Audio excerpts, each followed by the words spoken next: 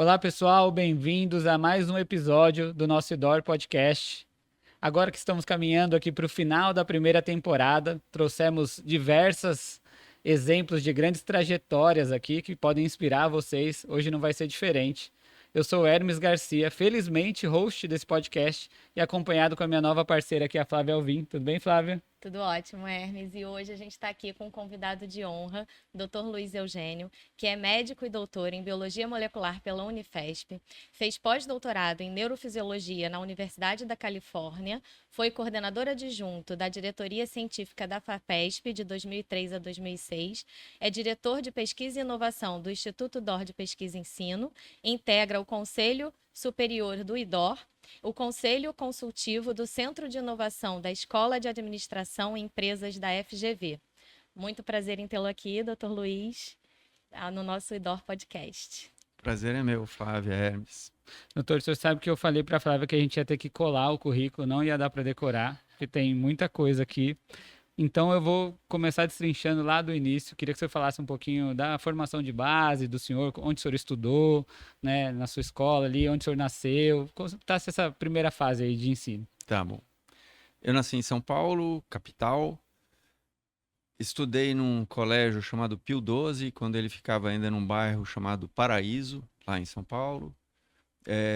Depois esse colégio mudou-se para um outro bairro, que é um bairro nobre da cidade, chamado Morumbi. Aí eu estudei um ano lá, sei lá. E daí a gente se mudou, a família mudou para a Europa. E foi um período de, sei lá, 9 meses, 6 meses que eu não estudei. Como criança, era ótimo, porque eu brincava mais e me divertia mais. A gente voltou para o Brasil e voltamos para o interior de São Paulo, uma cidade chamada Mairinque. Aí eu estudei numa cidade próxima chamada São Roque, no Colégio São José. Ainda estou no pré-primário, hein? E aí, depois o ginásio estadual Horácio Manleilani. E a gente voltou para São Paulo, onde eu passei a estudar no São Luís. E aí eu fiquei lá até concluir o atual segundo grau, o ensino médio, o que seja o nome atual. E aí, nessa fase, o senhor já tinha ideia do que queria de profissão no futuro? Já, Né? Já sabia? já. O que incentivou essa decisão aí, doutor? Foram livros que a minha mãe me deu. Minha mãe vinha de uma família que todo mundo trabalhava num escritório da família e um negócio grande, interessante. E essa era a referência que eu tinha. Todo mundo trabalhava lá, eu também queria trabalhar lá. Meu padrinho, todos meus tios, meu avô, meu pai, todo mundo. Tias. E a minha mãe achava que não era uma opção ideal. E que talvez pudessem existir outras opções. E ela foi me dando livros, e um desses livros me influenciou muito. Era um livro do Isaac Asimov. Esse cientista e também escritor, e fez vários livros de ficção científica brilhantes, mas ele é um bioquímico, era já falecido, e escreveu livros sobre como funcionam os mamíferos e qual a diferença do sistema nervoso entre os vários mamíferos. Essa é a minha linha de pesquisa, de certa forma, até hoje. Então, você mostra que um livro muda um caminho. Uma né? baita influência, hein? Mas aí, quando esse caminho mudou, qual área de concentração dentro da pesquisa, dentro da medicina, você de cara pensou em seguir? Eu queria ser um cientista. E querendo ser um cientista, eu olhava para o desconhecido. O desconhecido está nas estrelas, que é um infinito, astrofísica, astronomia. O desconhecido está nos oceanos, no mar, porque é super desconhecido. Você tem 10 mil metros de profundidade das fossas abissais e vida que a gente não tem a menor ideia como é e como é que não é, que aguenta pressões altíssimas. É incrível a oceanografia. E na época tinha inclusive um programa na televisão do Jacques Cousteau, que passava aos domingos e era incrível. E você tem o sistema nervoso, que também é incrível, porque... E aí, para a família é sempre bonito um filho médico, né? Então, os meus pais meio que incentivavam para ter um filho médico. Eu falei, tá bom, então vamos fazer medicina, mas era mais assim, eu não pensava em ser médico no sentido estrito, assim. ter um consultório, clinicar. Eu pensava em ser um cientista desde o começo. Aí o senhor entra como cientista, médico, né? E aí já na faculdade de medicina que o senhor vai enveredando para neurociência, para neurologia? Não. Na verdade, eu já tinha enveredado para neurociência e neurologia antes de entrar na faculdade. Se eu ia fazer medicina, o meu caminho ia ser neuro. Então eu já sabia disso, porque era onde eu achava que tinha espaço, oportunidade e coisas para descobrir, por assim dizer. Tem coisa para descobrir em qualquer lugar, mas nesse espaço eu acho que tem mais. E aí eu pensava em ser um neurocirurgião. Mas aí rápido eu desisti, porque a neurocirurgia é incrível, a neurocirurgia salva vidas. Eu mesmo nunca passei por uma neurocirurgia, mas já tive trauma crânioencefálico grave. Fui salvo por um neurocirurgião que não me operou, porque se tivesse me operado, talvez eu não tivesse aqui. Então, neurocirurgia salva vidas. Mas a neurocirurgia está na idade da pedra, quando você olha para a complexidade do sistema nervoso. Você vai chegar lá com um bisturi e corta mecanicamente coisas que têm uma outra dimensão e que talvez devessem ser abordadas com outras técnicas. Então, eu rapidinho desisti da neurocirurgia e fiquei pensando que eu ia fazer neurociência clínica, neurologia clínica, como pesquisador. Aí também desisti, porque é muito difícil, aí é uma limitação pessoal. Quando você lida com o ser humano, e sobretudo na função de médico, você pode ser uma esponja. E as pessoas, quando vão. Ninguém vai. Poucas pessoas que vão no médico porque estão bem. A maior parte das pessoas vai no médico porque está doente. E está doente significa que está sofrendo. E está sofrendo significa que tem dor. Então, e aí, se você absorve esse sofrimento e essa dor, você chega no fim do dia cansado, porque é duro você não apenas lidar com a sua dor e o seu sofrimento, mas ter que lidar com a dor e o sofrimento de, sei lá, 10 outras pessoas. Eu rápido percebi que eu não dava conta disso, de digerir emocionalmente essas angústias, esse sofrimento. Então, rapidamente eu desisti também de fazer neurologia clínica como um médico praticante. E aí, excluídos esses dois, restava a neurociência, que era a pesquisa básica para onde eu fui. Mas a gente está falando aqui, né, da certeza da neurociência, da neurologia clínica, que primeiro foi experimentada. Mas antes disso, houve algum momento na sua vida que você pensou em seguir um caminho completamente diferente? A gente sabe que você tem alguma relação com a música. Houve alguma dúvida nesse sentido ou sempre foi um caminho muito certo a percorrer?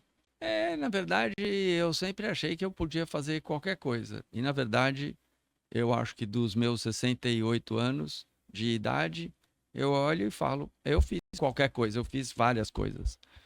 Não qualquer no sentido de que foram desqualificadas ou menores, mas que foram muitas. Eu estudei medicina na Escola Paulista de Medicina. E o Sistema Federal de Ensino Superior é subfinanciado. E face ao subfinanciamento, você tem cronicamente greves. Eu tive greve todos os anos da minha graduação em medicina. E uma dessas greves foi muito longa, foi uma greve de meses, muitos, 3 meses, 4 meses, sei lá. Bom, e aí durante a greve você não tem aula, muitas vezes tem algum grupo de estudo, mas às vezes também não tem. E nessa época eu já estudava música. Eu estudava flauta e saxofone, flauta transversal e saxofone. E eu estudava música e não era desprovido completamente de talento. Eu tinha algum talento, não é que eu fosse um astro, não, mediano. Mas era suficiente para eu tocar em barzinho, para... e eu ganhava vida entre aspas, porque eu morava com meus pais, mas assim, eu ganhava um era troco. o suficiente para se virar, né? E aí é divertido, porque você conhece mais gente, meninas, você, né? Tá no palco, né? De certa forma. Exatamente. Então, eu acho que a minha esposa eu conheci tocando. Então, eu acho que tem um espaço para você trabalhar vários aspectos são relevantes na adolescência, no adulto jovem. Então eu pensei em ser médico. Desculpa, em ser músico. E aí, quando meu pai me via animado com essa perspectiva, ele falava: filho, você já está na faculdade, acaba a faculdade, só mais 3 anos. E aí depois, se você quiser ser músico, você é. Mas ser médico vai te dar uma garantia pro resto da vida, porque você tem se o mundo entrar em guerra, se acontecer qualquer coisa, talvez não precisem de músicos, mas vão precisar de médicos, sobretudo numa guerra. Então, acabe a medicina. Você já está lá, o mais difícil é entrar na faculdade. Você já fez isso. E aí eu falei: tá bom. Assim, porque para mim o mundo é muito... tá bom. Assim, não sou uma pessoa difícil, ao contrário.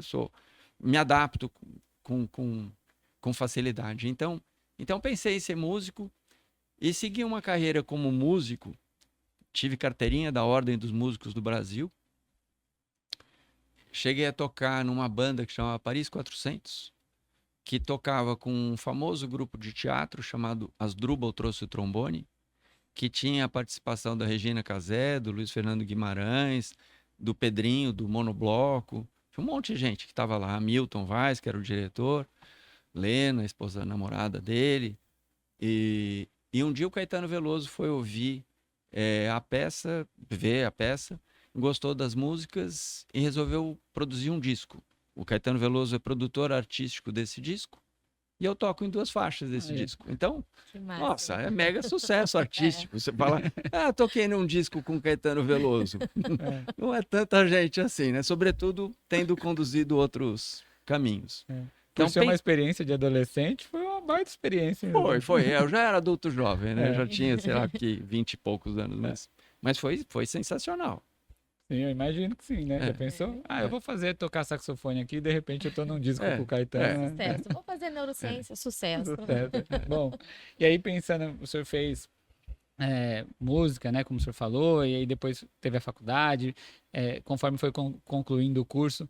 Esse cenário todo o senhor era... E aí eu trago a pergunta mais para desmistificar o cientista aqui, tá, doutor? O senhor era o primeiro da fila ali, o que estava sempre à frente ali, estudava? Como que era esse empenho para concluir e o percorrer desses estudos aí? Longe disso. Eu sempre fiz o que eu queria fazer.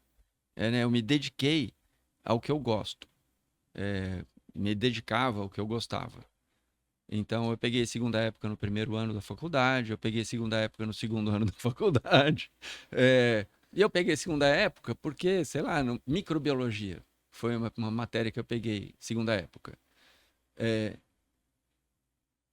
Eu olhei para a prova e falei assim: como se dividem os micro-organismos?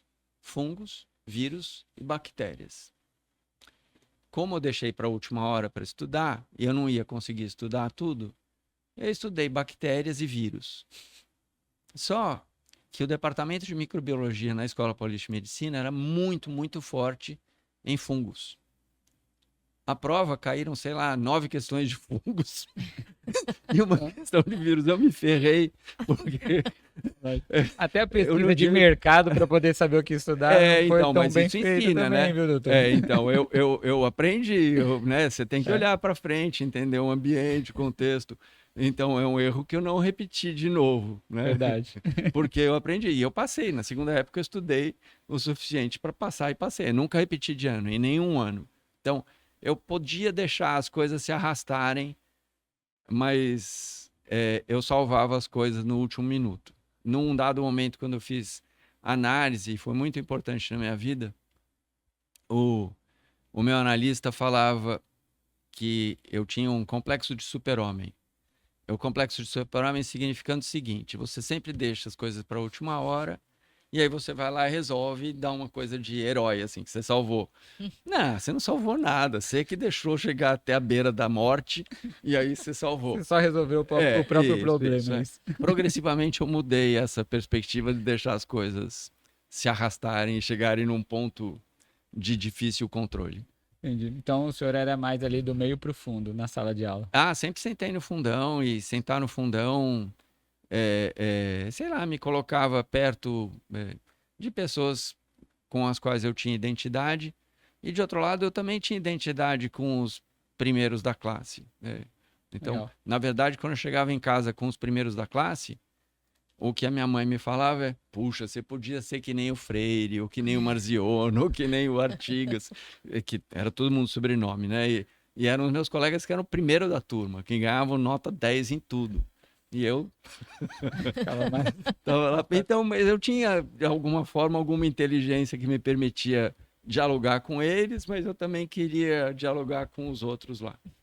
E por falar em primeiros e não tão primeiros assim, você teve algumas experiências, né, em Londres, na Argentina, naquela época. Como é que você via essa comparação com o desenvolvimento, com a ciência do Brasil e fora do Brasil? E se hoje a gente está muito mais à frente? Vou até aproveitar um gancho, doutor, e perguntar por que, né, que o senhor foi parar lá em Londres, né? O que que faz o senhor sair daqui para Londres? Como que é essa movimentação também? Foi no Entre o início mestrado e o no doutorado. final do mestrado, né? Foi, final do mestrado. Isso. Eu já tinha acabado a tese, eu tinha uma bolsa que valia ainda, né, que tinha 3, 4 meses de bolsa. E aí o meu orientador, a quem eu devo muito, o Esper Abrão Cavalheiro, falou: ah, você podia ir para Londres então e trabalhar lá no laboratório no Instituto de Psiquiatria com o Brian Meldrum, que é um outro cara incrível, morreu recentemente. E aí eu podia ir para lá porque o meu pai trabalhava numa companhia de navegação, então a minha passagem era de graça, era de navio cargueiro. Então eu fui, não trabalhando no navio, fui só lendo, mas fui de navio para lá e voltei de navio para cá. E fiquei 3, 4 meses lá. Quando eu cheguei lá, a minha leitura é: nossa, vou aprender tudo. Aprendi muita coisa, com certeza. Melhorei meu inglês, aprendi muita coisa. E aprendi também que a gente fazia coisas incríveis aqui. Que a gente faz coisas incríveis aqui.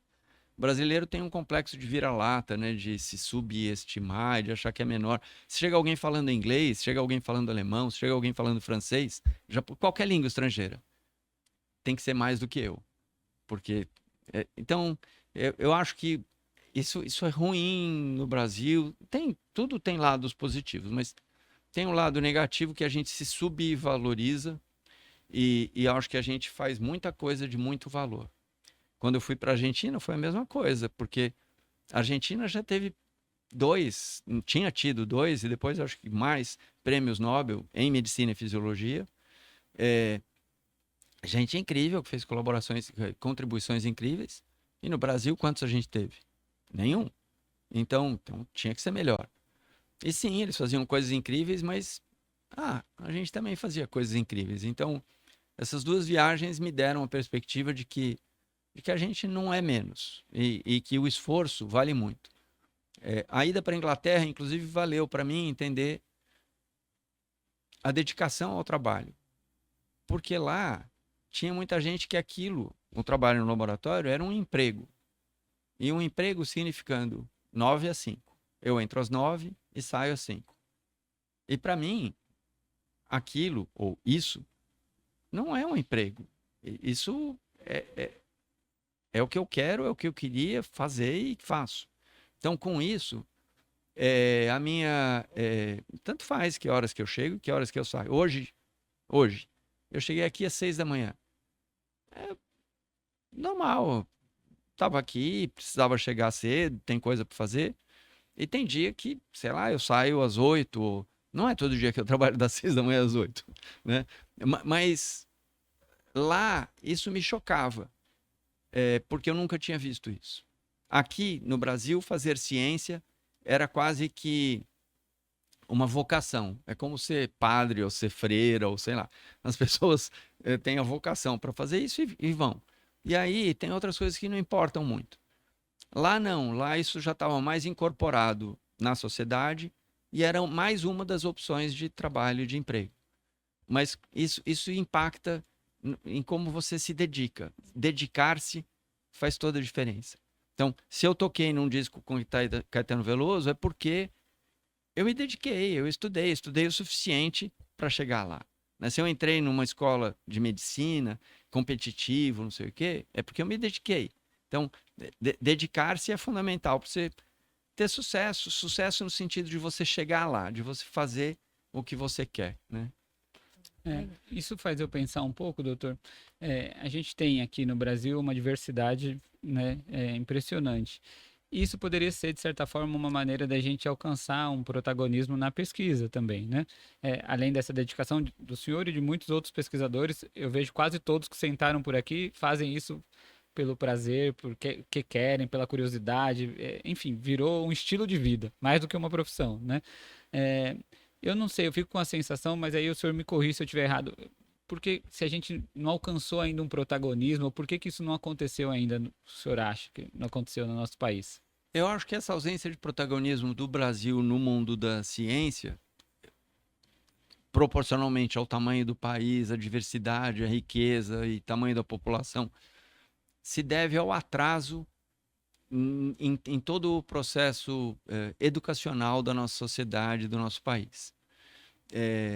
Sem querer falar mal dos portugueses, mas falando como era o modelo de governança, você não podia imprimir nada em papel no Brasil. Não tinha imprensa. Então, isso até sei lá quando, 1700 e alguma coisa, 1800. É só quando chega a família real que você pode imprimir papel aqui. Não imprimir coisas em papel facilita você não disseminar ideias e atrasa todo o processo educacional. Então, se por um lado mantém o controle da coroa portuguesa sobre o país, de outro lado atrasa. E esse atraso, já passaram, sei lá, 200, 300. É verdade, mas o tempo anda para nós e o tempo anda para os outros países e para as outras sociedades também. E isso impacta. A nossa primeira universidade, os nossos primeiros cursos de ensino superior, o curso de medicina na Bahia, o curso de medicina aqui no Rio, o curso de direito lá em São Paulo, todos esses são de 1800. Estados Unidos já tinha isso há muito mais tempo. Então, essa universalização do ensino superior é, de novo, muito recente. Eu acho que a gente tem um processo de alfabetização, de instrução e de acesso ao que a gente chama de ensino superior, que é muito recente no país.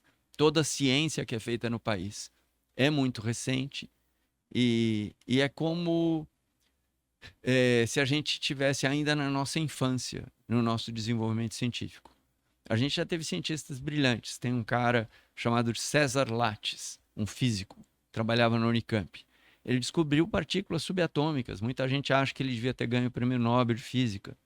Tem, antes dele, um outro que chama Carlos Chagas, que descreveu a doença de Chagas e o barbeiro, não sei o quê. Tem muita gente que tem certeza que o Carlos Chagas fez a coisa mais incrível da história da medicina. Ele não ganhou o Prêmio Nobel. E não ganhou, talvez, inclusive, porque ele tenha sido sabotado pelos seus, então, colegas, porque ele era periférico, digamos, ao grupo de pessoas que eram bem vistas e tal. Então, acho que a gente já teve oportunidades claras no passado que não aconteceram. Teve outras que eu não vou mencionar aqui em função do tempo, mas eu acho que a gente está se aproximando de fazer uma ciência. E eu citei o Prêmio Nobel só porque ele tipifica, ele é o coisa mais óbvia que tem de falar, não, isso é sucesso na ciência.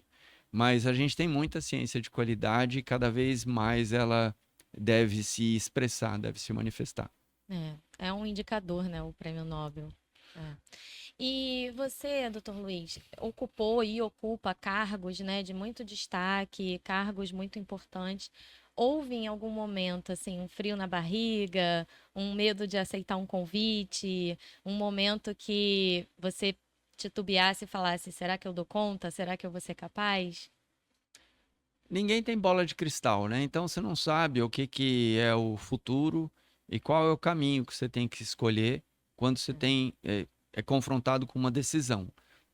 Agora você tem a opção A e B.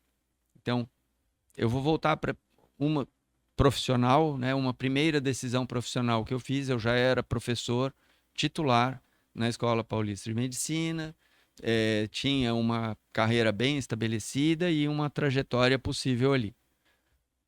E aí eu recebi um convite para assumir a diretoria de pesquisa e inovação da Vale, a mineradora. O que eu entendo de mineração?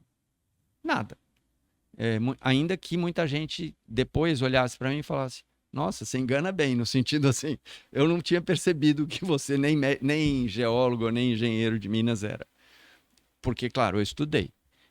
Mas eu aceitei o convite, fui para lá, e eu tenho um orgulho enorme do que eu fiz lá. Eu fui ajudar a criar um instituto que é muito parecido com o IDOR. Chama Instituto Tecnológico Vale, tem a mesma idade do IDOR, tem 15 anos. Os aniversários de 15 anos estão sendo feitos agora. Mês passado eu estava em Belém do Pará. Esse mês de novembro eu vou para Ouro Preto. E nos dois lugares são coisas que eu ajudei a fazer. Eu era liderança, eu podia, num sentido, eu podia falar eu que fiz. Não fui eu que fiz. Foi um monte de gente. Eu coordenava o trabalho. Mas tem a mão de muita gente. E dá um orgulho enorme você olhar e falar, Sim. pô, que legal. Contribuiu. 15 anos depois o negócio está lá e é relevante e produz. Nossa Senhora. Então, mas foi fácil aceitar o convite? Não, não foi fácil, porque, de novo, o que eu entendia de mineração? Nada. Então, e não foi fácil me adaptar. Eu tive que sair da vida do setor público para o setor privado, da área da saúde para a área das ciências exatas, de São Paulo para o Rio de Janeiro. Muita gente fazia piadinha de se eu tinha tirado o passaporte. Então, porque são culturalmente ambientes diversos. Então, foi muito desafiador, muito, muito desafiador. E de outro lado, foi muito gratificante, porque deu para fazer um monte de coisa, deu para construir um monte de coisa. E aí depois, como é que você chega no IDOR? Eu chego no IDOR porque eu já estava insatisfeito, talvez é a melhor palavra, na Vale. Eu tinha feito um monte de coisa, eu queria fazer outras coisas, eu não tinha o espaço que eu queria. E aí um amigo que já estava no IDOR, o Stevens, e que já foi entrevistado aqui, o apelido dele é Beat. Então o Beat, que eu conhecia de longa data, porque a gente já tinha feito coisas junto, falou, a gente vai expandir para São Paulo, estamos precisando de alguém, talvez um neurocientista. Aí eu falei, tô aqui. Porque eu estava ali. E aí começamos a conversar, e a conversa foi indo, e pronto. E aí eu saí da Vale, sei lá, em março, e comecei aqui em abril, sei lá. Foi isso, assim, eu nunca tiro o pé de um barco sem estar com o pé num outro barco. Sim. Isso é planejar, né? Então, mas eu planejo e vou contando tudo para todo mundo. Eu fiz isso quando eu me propus a concorrer a diretor científico da FAPESP. Eu cheguei para Fernanda e falei, Fernanda, que é a presidente do IDOR, considero essa possibilidade, que você acha? Não, se você quer, e pronto. Mas lá atrás, antes de sair do IDOR, eu avisei que eu estava olhando para a FAPESP. E quando, depois de estar na FAPESP, eu considerava voltar para o IDOR, igualmente eu avisei para fazer esse movimento de volta. Doutor, e aí o senhor falando desse planejamento todo, né? E o senhor experimentou várias coisas ao longo, tocou música, escreveu, fez a medicina, enfim, experimentou bastante coisa. O quanto disso tudo dá para ser planejado e o quanto disso tudo o senhor viu que foi gostando e as oportunidades foram aparecendo? Foi mais planejado ou foi mais assim, no querer, assim, eu acho que eu quero essa direção e depois eu vejo? As duas coisas, é difícil separar essas duas dimensões de planejamento e oportunidade.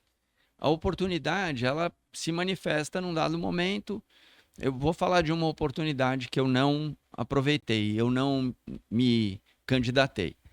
Num dado momento, saía nos jornais, principais revistas científicas, que na Arábia Saudita estavam fazendo uma King Abdullah University of Science and Technology, chama KAUST.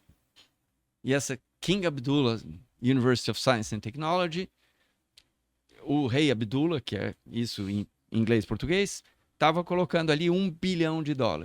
Isso faz uns 20 anos atrás. 1 bi, há 20 anos, era mais do que é hoje, né?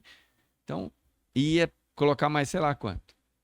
Aí eu cheguei para minha esposa e falei, e aí, vamos para lá? Pode ser. Então, é isso. Você olha uma oportunidade e você fala, e aí? Aí ela falou, na Arábia Saudita, jamais. Eu não vou usar burca, eu não vou não sei o que, eu não vou... Tá bom. Então, é isso. E aí você baliza as coisas de acordo com digamos, O os cenário ali, elementos, né? o cenário que estão presentes. Mas voltando para trás, quando eu fui para Vale, eu não fui para Vale porque aquilo ia me habilitar para ser diretor científico da FAPESP. Mas quando eu me tornei diretor científico da FAPESP, é inegável que os meus 9 anos de Vale tinham sido muito relevantes. Assim como eles foram relevantes para eu estar aqui no IDOR. Então, Exato. mas isso não era planejável. Aí o que eu fiz? Eu fiz o meu trabalho bem feito. Eu fui para Vale para fazer aquele trabalho e fiz bem feito. E aquele trabalho abriu outras portas, uma das quais é essa que eu abri e estou aqui hoje. Então, tem um misto de oportunidade e planejamento.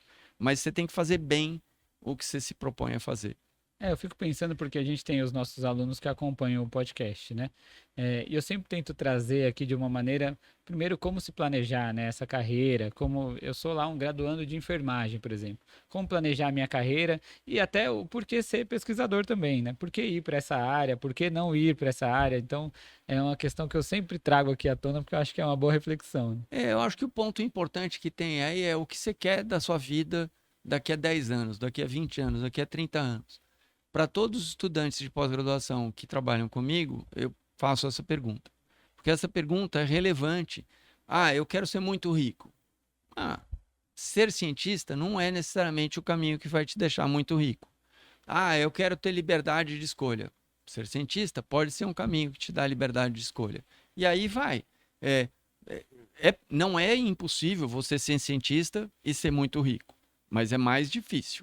Talvez tenha outros caminhos que permitam isso. Então, eu acho que a pessoa tem sempre que olhar para o que ela quer e o que dá um significado para a sua vida, né? Para a minha vida, o significado era ser cientista, porque ser cientista para mim significa descobrir coisas novas. E a metáfora que eu fazia é a seguinte: a gente tem um universo, tá bom? E o universo é infinito. Mas dentro desse universo existe o universo que o ser humano conhece, que é muito menor, é um pedaço pequeno desse universo maior. Esse universo que a gente conhece, vamos representar desse tamanho aqui, é o que a gente conhece. E se eu descobrir uma coisa nova, eu faço uma expansão desse universo. Nossa, fazer essa expansão, nada pode ser mais transformador do que isso. Nada. Porque expandir o universo é mágico isso, se você olha desse jeito. Sim. Então para mim, ser cientista é isso, é expandir o universo. Por menor que seja, porque o universo é muito grande, então a contribuição de cada indivíduo é muito pequenininha. Mas isso justifica qualquer existência, de qualquer um. Para mim, claramente justifica. Deixa uma marca de certa forma, Exatamente, né? é isso. Você quer deixar uma marca, que não precisa ser um coraçãozinho na árvore, né? Isso pode ser algo que seja lembrado sempre, isso faz todo sentido. E falando de referências, assim, você já citou algumas pessoas, mas dentro da ciência ou de pessoas ligadas à ciência, quais as referências, assim, que você, em quem você se inspirou?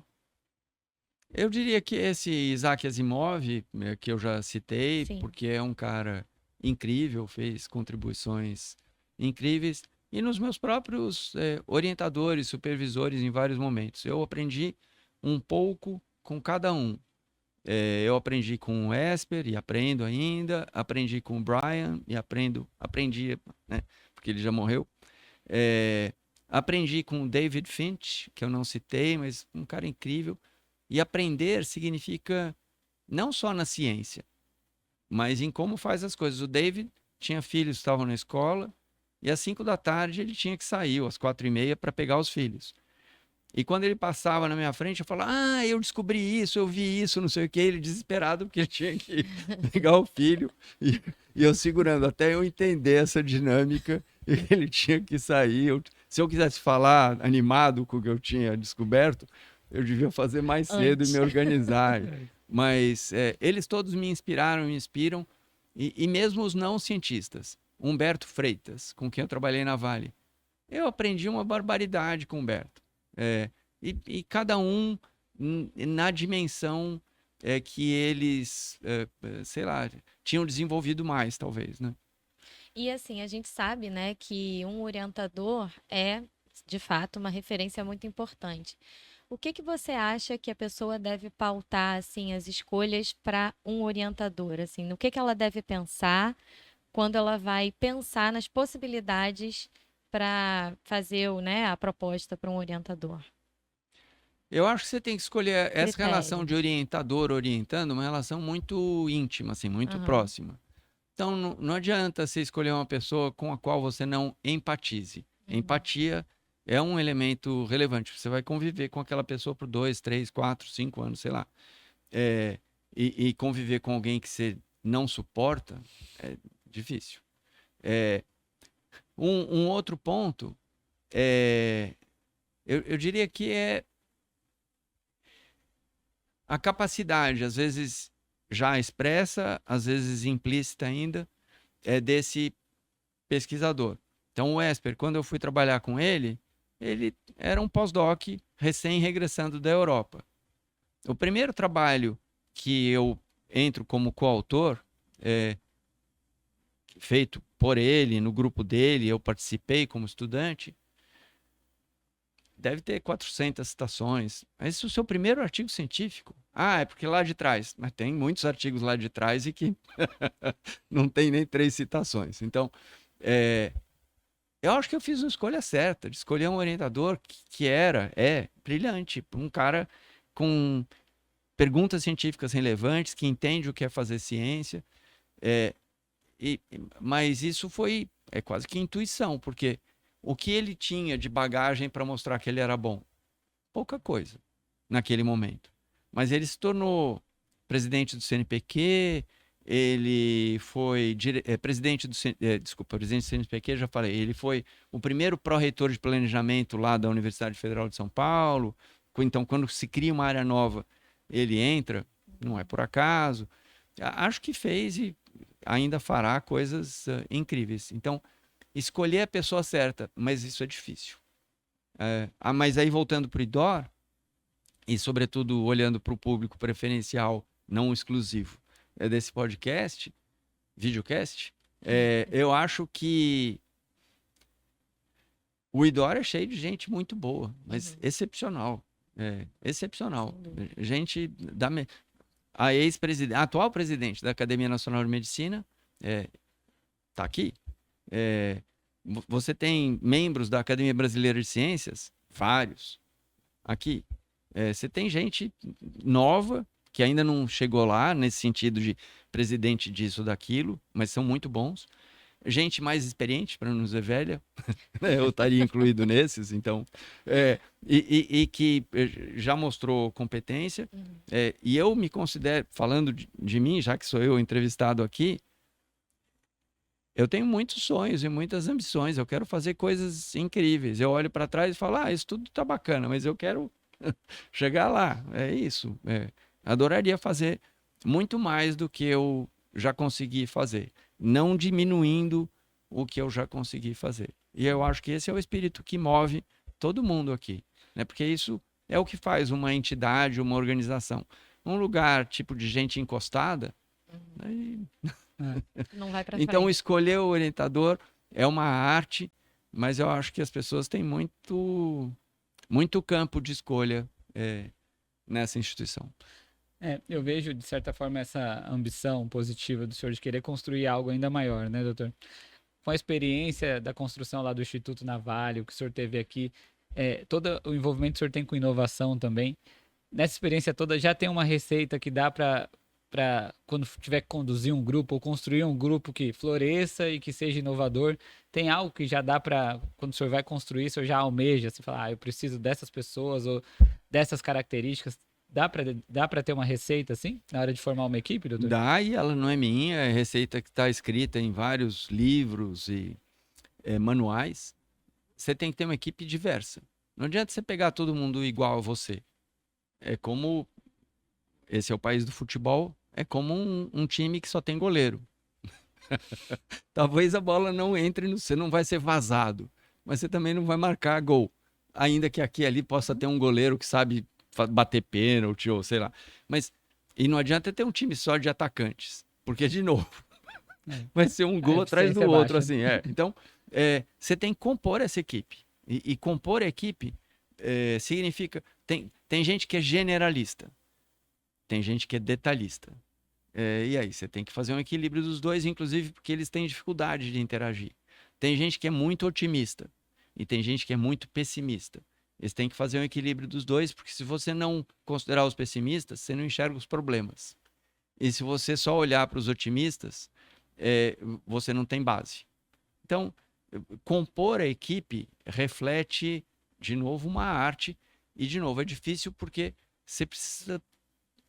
Eu diria que essa capacidade de articulação, você tem que conseguir enxergar o todo para encaixar as peças e ir montando à medida que as coisas aconteçam. Então, diversidade é importante e saber quem é o seu cliente. O que você está... a quem você está servindo? Qual é o propósito? Qual é a sua missão? Né? Tem várias maneiras da gente falar disso. Então, qual é o seu objetivo maior? E isso facilita você chegar lá. E aí a liderança é quem faz a cola disso tudo. A liderança, eu acho que ela pode se dar de várias formas. Você pode ser autoritário e gritar e não sei o quê. Você pode ser conciliador e ouvir. Em todos os extremos você vai ter dificuldades. Aqui a dificuldade é que as pessoas se sentem oprimidas e você não tira toda a contribuição que elas podem dar. Aqui é que vira uma bagunça total, porque de fato não tem uma liderança. Então, você vai ter um equilíbrio e vai ter que decidir em que momento você vai para cá ou para lá. E você ocupou posições estratégicas, né, no Conselho do CNPq, FAPESP. O que você tem a dizer com essa experiência com relação aos financiamentos no Brasil? Qual o conselho assim que você dá para os jovens? Como que eles podem ver esses financiamentos aqui no nosso país? O Brasil tem um sistema bastante sólido de financiamento à pesquisa, com agências estaduais de fomento à pesquisa, como no Rio de Janeiro a FAPESP, ou em São Paulo a FAPESP. A FAPESP a gente pode dizer que é a mãe de todas, porque ela foi criada em 1960 e todas as outras vieram depois, ou na década de 60. Você tem o CNPq, criado antes, a CAPES, a FINEP, só que ele oscila, ele tem altos e baixos. Então, é como um rio que, com exceção da FAPESP, que é bastante estável, os demais cursos d'água, os demais rios, às vezes eles têm cheias e às vezes têm secas. Então, se você depende daquela água, você tem que arrumar um jeito de estocar a água e você tem que arrumar um jeito de fazer um acesso das outras águas. Em essência, é isso. E essas águas, esse financiamento, existe lá fora também. Os argentinos e outros países têm muita competência em buscar dinheiro lá fora. Porque, inclusive, o financiamento na Argentina tem progressivamente escasseado. Então, essa diversificação de fontes de financiamento é importante. E não só, eu fiquei aqui falando quase que de fontes públicas. A gente tem que olhar para fontes privadas também. O IDOR, associado a ele, tem uma iniciativa, chama Ciência Pioneira, e que faz isso, financia pesquisa em tópicos específicos. Então, o financiamento privado tem expandido no Brasil e no exterior, e eu acho que um cientista tem que buscar acessar a mais diversa constelação de financiamentos possível, porque isso dá estabilidade para a execução dos projetos. Quando a gente fala um pouquinho da pesquisa do incentivo privado, doutor, eu fico imaginando como que faz para equilibrar o desejo dessa inovação rápida, da pesquisa rápida, ou com aquela pesquisa que é mais a longo prazo, né? Que precisa ser sustentada assim, por um longo período para ter uma comprovação. Eu tenho a ideia, e aí posso estar errado com isso, de que talvez tem sempre essa exigência de que tudo seja feito muito rápido e não se dá o tempo para poder fazer a pesquisa com a tranquilidade que poderia ser feito. Eu não sei se essa é uma realidade de mercado ou se é uma percepção minha assim, equivocada. Eu acho que existe uma profissionalização desse ambiente de pesquisa no Brasil, olhando de um outro ângulo essa sua pergunta e comentário, e que é o seguinte. Nos Estados Unidos, 5% ou 7% dos bons projetos são financiados. No Brasil, talvez 30%, 40% dos bons projetos são financiados. Comparativamente, é muito mais fácil obter financiamento aqui do que lá.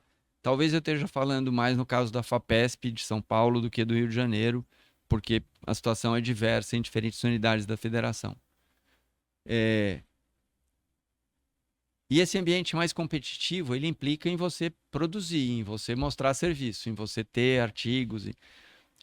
E aí você tem que fazer um equilíbrio entre ações de curto prazo, médio prazo e longo prazo.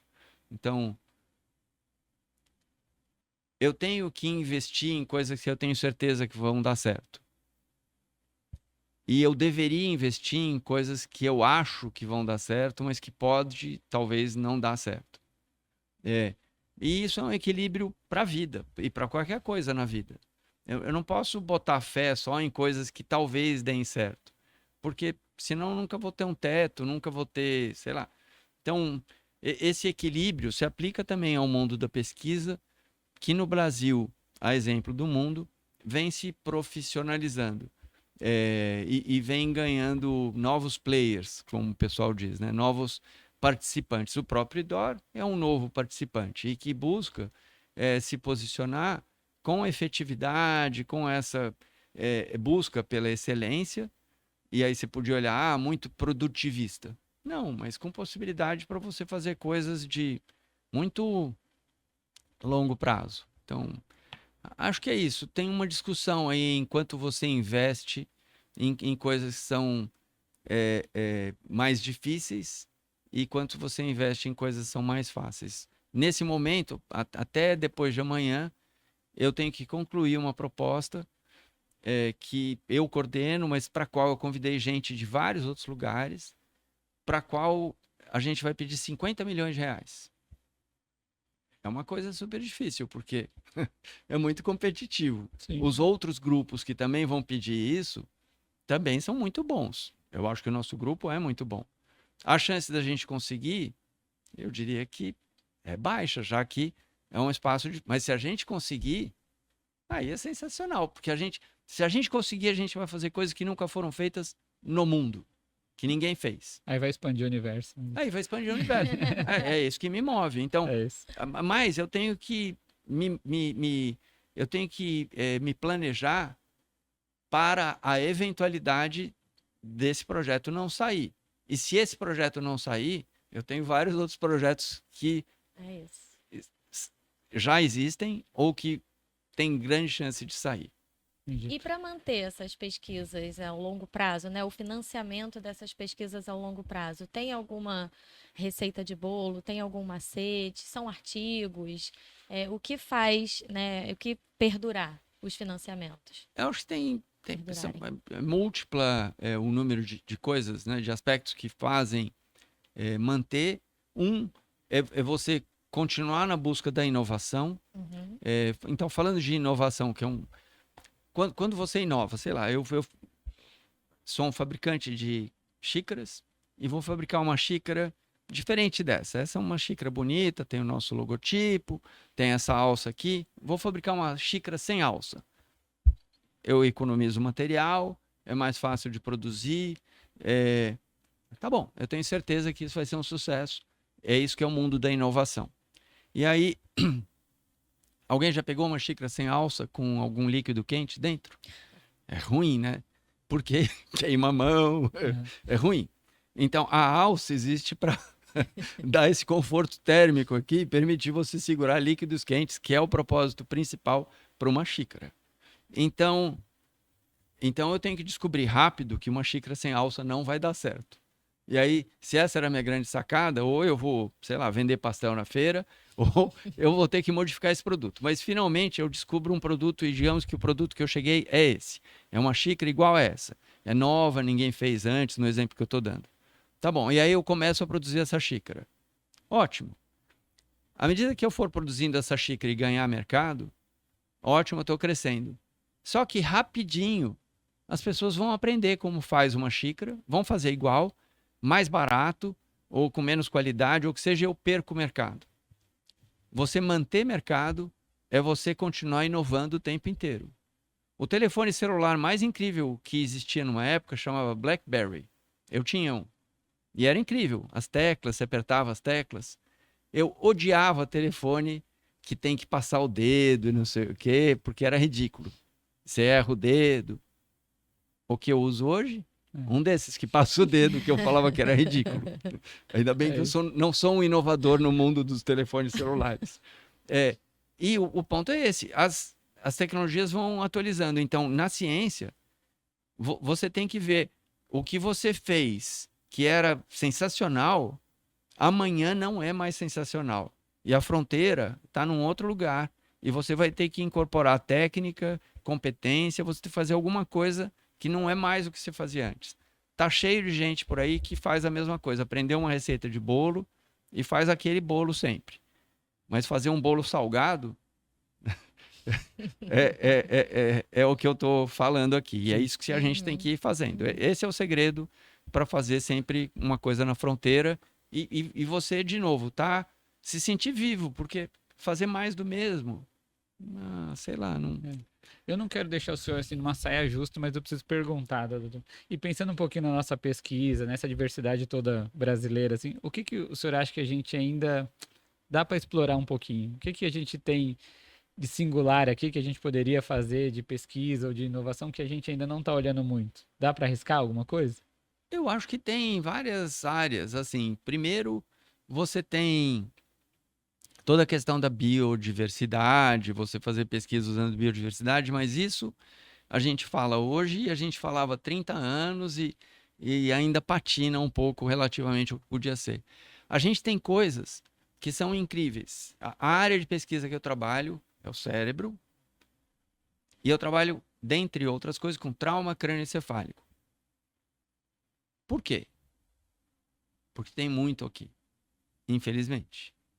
Quantas pessoas tiveram morte por acidente de trânsito na capital da Finlândia o ano passado? Helsinki. 0. Por quê? Porque a velocidade limite lá é 30 por hora ou 40 por hora. Então, ninguém morre de trânsito.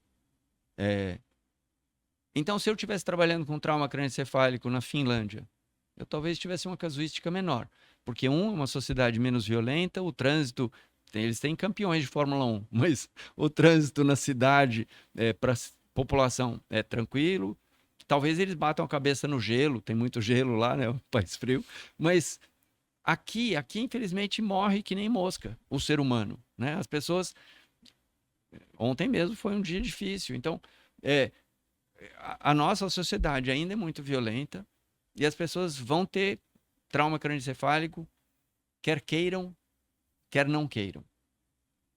Mas aí eu posso, se eu trabalho com isso, eu posso tentar ajudar esse processo, ver como é que o cérebro recupera, ver o que pode acontecer, ver o que... De novo, eu tenho uma vantagem competitiva. Então, buscar vantagens competitivas é um ponto relevante. Você tem que olhar para o mundo e falar o que dá para fazer, sei lá, na França. E o que não dá para fazer lá. E aí, o que não dá para fazer lá e se der para fazer aqui, aí é um espaço que você tem. E o Brasil, porque é gigante territorialmente, é gigante populacionalmente, é gigante em miscigenação e diversidade genética, e isso é um outro ponto importante, é gigante em diversidade natural, dá para fazer qualquer coisa. O senhor até foi de diversidade, eu lembrei aqui, por acaso, o senhor teve uma experiência no Xingu, foi isso, doutor? Isso, eu passei foi uma vez... pesquisa também? Não. Não? Como passei foi? 40 dias lá. Visita? Inclusive tinha um colega que achava que eu, nesse povo que...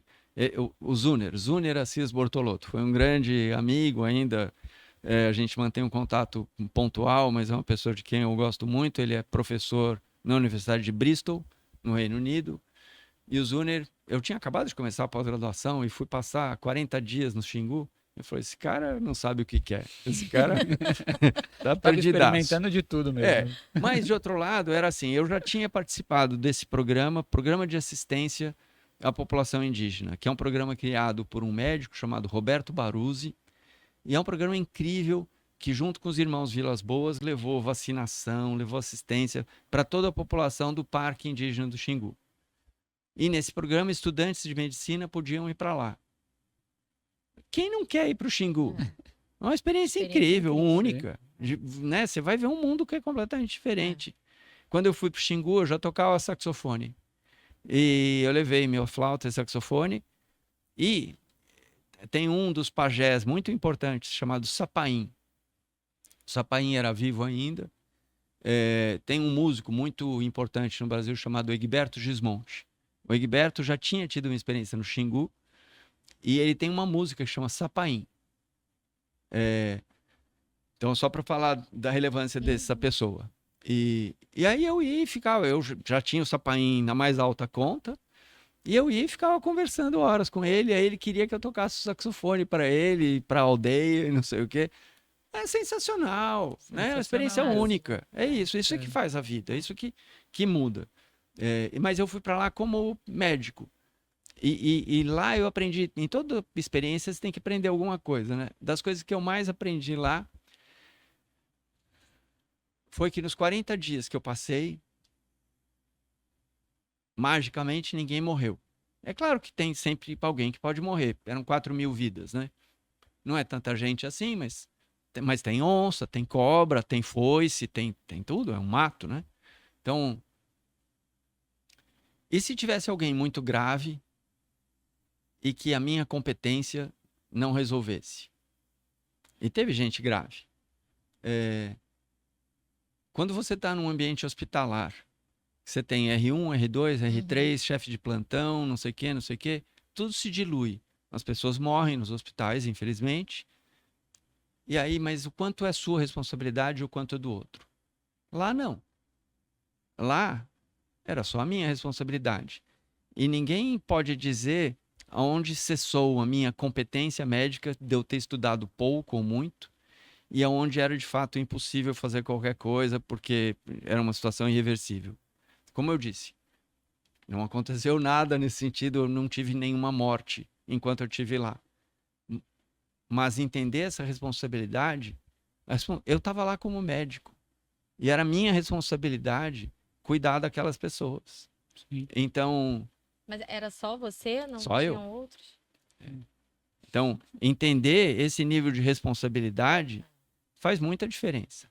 Para mim, foi marcante. E você lembra de algum caso grave? Lembro. Chegou uma pessoa, nem era grave no sentido... Grave depende de como você quiser enxergar, mas tinha sangue esguichando assim. Então, é grave nesse ponto. De ataque de algum animal, alguma coisa? Não, uma foice. E era fim da tarde, cheio de... como chama aqui no Rio de Janeiro, muriçoca, né? Cheio de pernilongo, cheio de bicho te comendo, né? E você tendo que suturar, né? Dar ponto, o sangue esguichando, a luz muito pouca, sem gerador. E um ambiente estéril tinha para suturar? Mais ou menos. Tanto quanto possível. E o homem que tinha se machucado era, digamos, da família real, da tribo. Da onde o sangue dele não podia ficar solto porque as pessoas podiam fazer feitiço usando o sangue dele. Nossa. Então, todas as gases que eu ia usando e descartando, tinha gente pegando e guardando para depois queimar e não ter feitiçaria. Nossa. E tinha uma chuva de gente em cima de mim, dando ponto e não sei o quê. Então, foi difícil. O cara não perdeu a perna, ele tá andando, sei lá se tá vivo até hoje, mas é isso, mas... Não foi fácil. É para ficar na memória para sempre. Pô, e os pernilongos te comendo, isso daí era o mais difícil. E você não pode ficar se coçando, porque sua mão tá limpa. Então, pernilongo faz a festa, né? Jesus. Bom, eu vou partir agora para as perguntas finais, né, doutor? Mais reflexivas um pouquinho, mas a gente vai tentar respostas mais curtas e objetivas aí. O senhor teve algum aprendizado que o senhor teve com seus orientandos aí, ou algo que o senhor poderia dar para os orientados, na verdade, que não consta nos livros? Eu nem sei se isso não consta nos livros, mas ter disciplina, eu acho que ter disciplina, ter foco é muito importante. É grande o número de pessoas que estudaram comigo, então ex-orientandos, e que eu acho que talvez não tenha tido o foco necessário. E de outro lado, tem alguns casos que tem um foco incrível. Quando eu olho eu vejo esses que têm um foco incrível, nossa, fazem coisas incríveis e têm sucesso, por assim dizer. Tem alguns que faziam muita coisa e que também têm muito sucesso. Mas então, dedicação, eu acho que é um elemento central para você ser feliz, porque quem não gosta de fazer uma coisa bem feita, nem que seja você arrumar a sua cama e no fim de arrumar, você estender o lençol, estender a colcha, e você passa a mão assim e tá tudo lisinho. Esse é um nível básico de satisfação, mas é um nível fundamental. Tem vários livros que falam disso como a primeira coisa a fazer no dia, porque isso te dá conforto, isso te fala, tá bem Comecei feito. bem. Essa coisa de passar a mão assim é um achievement, é uma conquista, por mais bobinha que seja. Então, fazer as coisas bem feitas faz diferença. E qual foi a maior lição que você aprendeu com um erro?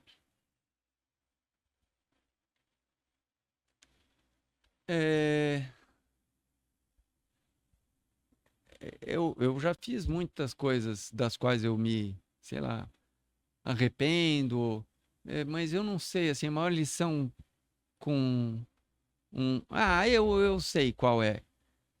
A maior lição que eu tive com um erro é de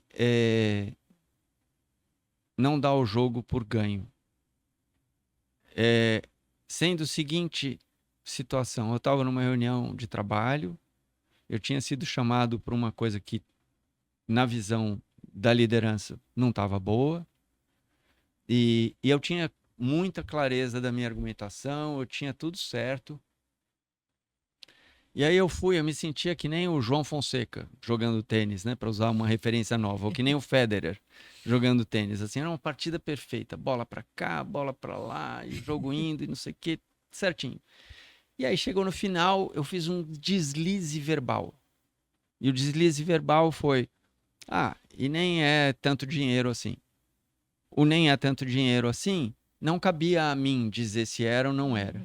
E não era tanto dinheiro assim porque era um percentual, o risco total era desse tamanho e o risco real era desse tamanho.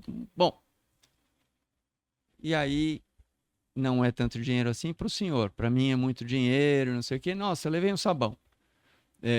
Eu não precisava levar aquele sabão. Eu não precisava também ter achado que eu já tinha ganho a partida. E eu não precisava falar o que eu falei. E eu falei, sei lá, por que eu falei assim.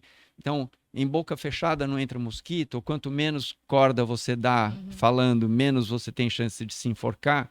Então, ser cuidadoso com as palavras, falar o que precisa ser dito, sobretudo num ambiente que pode não ser um ambiente amistoso, acolhedor. Alguns ambientes são de disputa, alguns ambientes podem até ser hostis.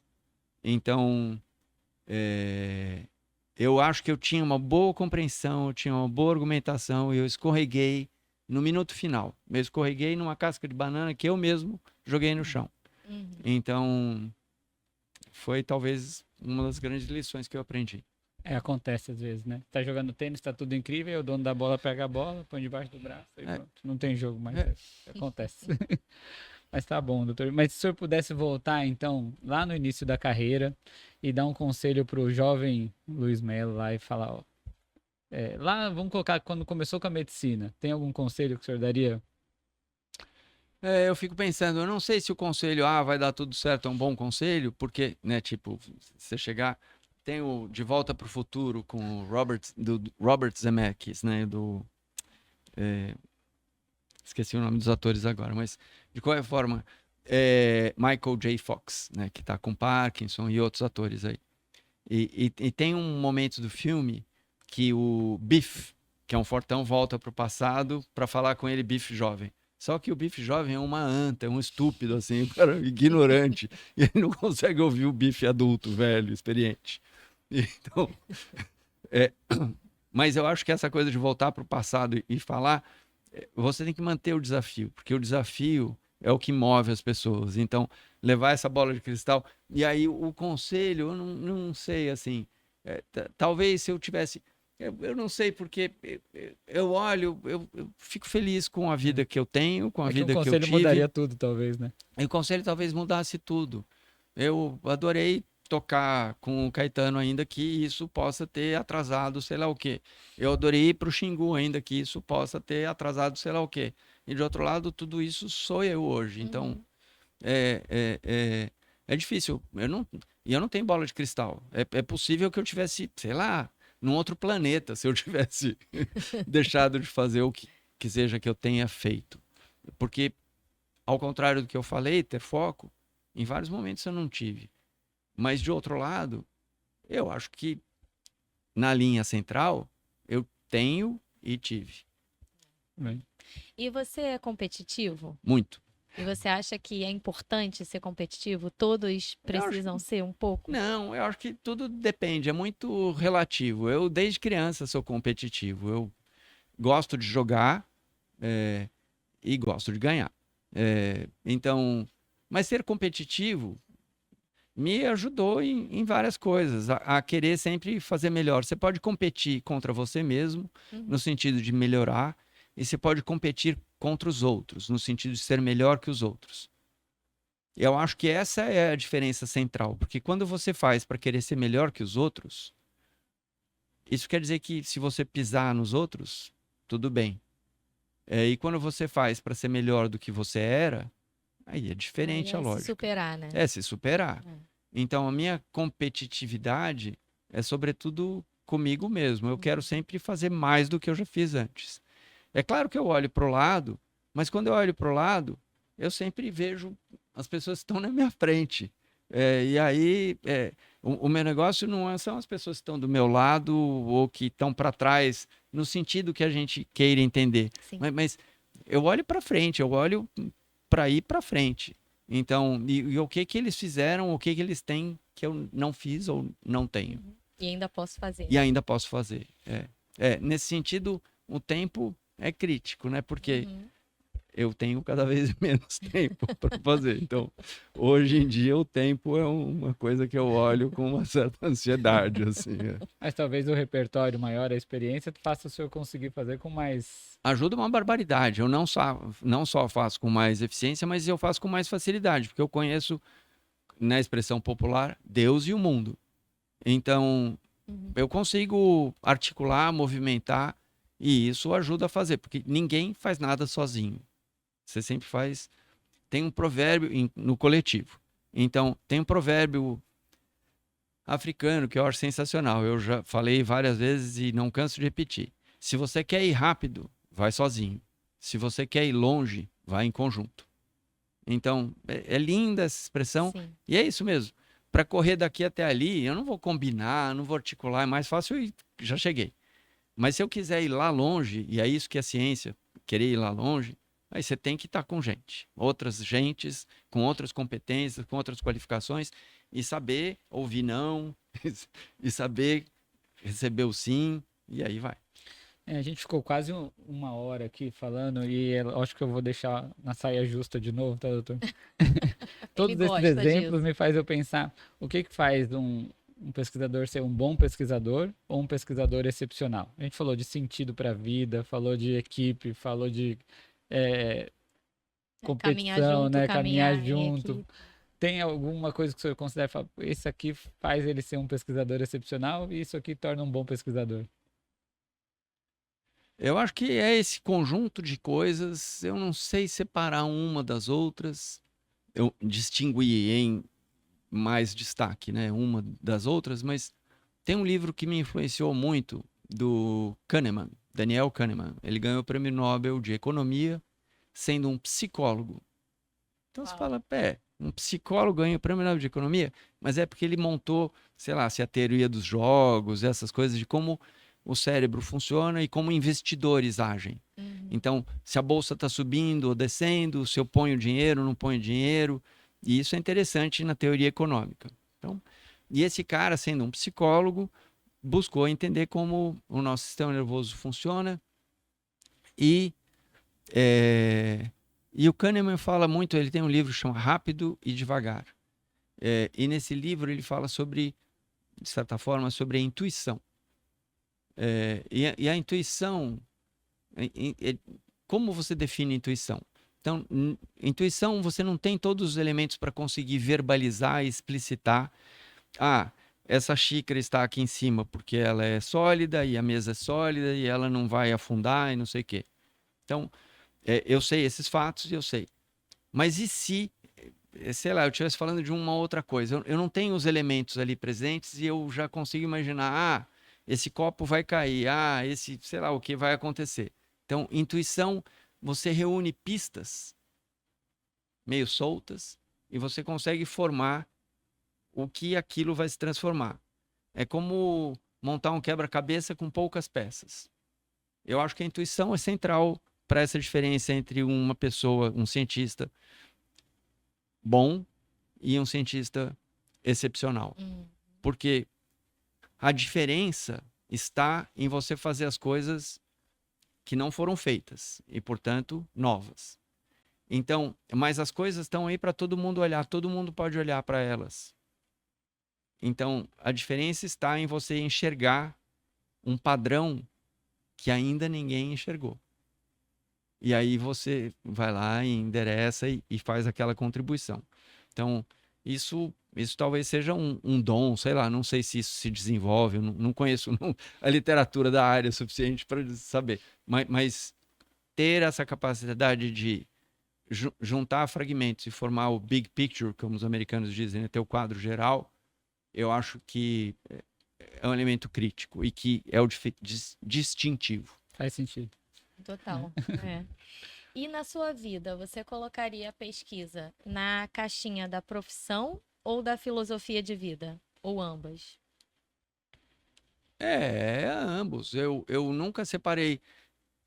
Quando eu estava na Vale, tinha esse negócio de work-life balance, né? E equilíbrio da vida profissional e da vida pessoal. Para mim, nunca existiu vida profissional e vida pessoal. Talvez por isso meus filhos não fizeram ciência.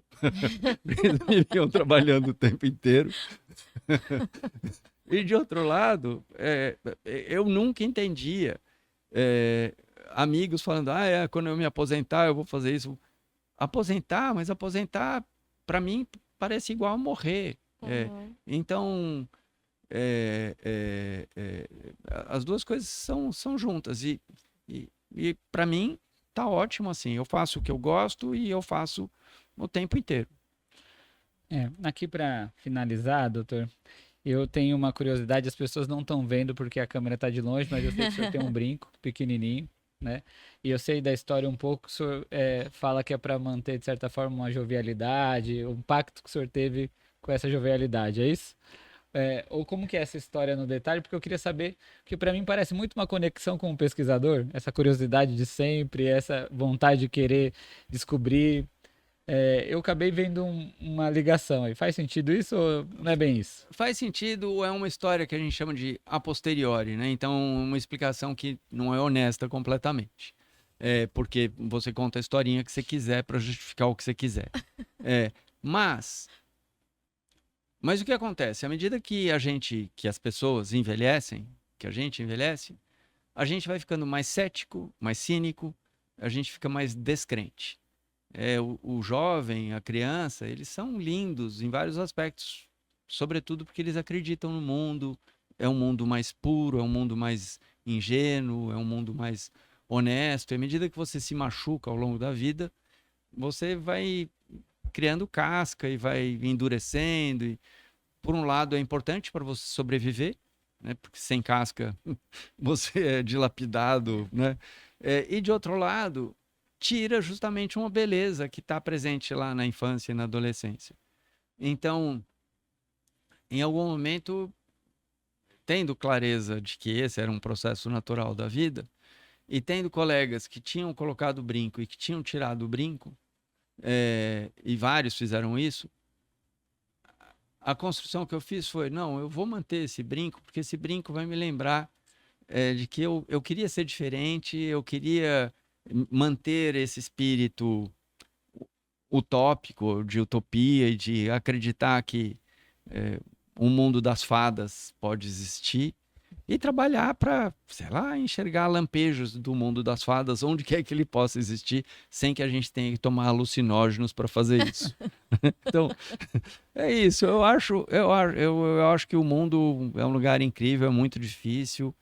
Tem gente que sofre uma barbaridade, mas mudar o mundo é uma coisa incrível, manter essa conexão com essa vertente, que é a vertente do adolescente, né? Você vai olhar um líder revolucionário, é sempre um jovem. É o jovem que quer mudar o mundo. Então, é isso. Eu quero continuar com essa jovialidade, com essa juventude, para mudar o mundo. O brinco ficou uma lembrança aí. É isso. Tá ótimo. Muito obrigada, doutor Eu que Luiz. agradeço. Doutor, foi excelente, inspirador, né? Demais. Fiquei até com medo, às vezes, de me perder aqui, que eu ficava tão encantada com as respostas. É isso. Eu agradeço de verdade pela participação, tá, doutor?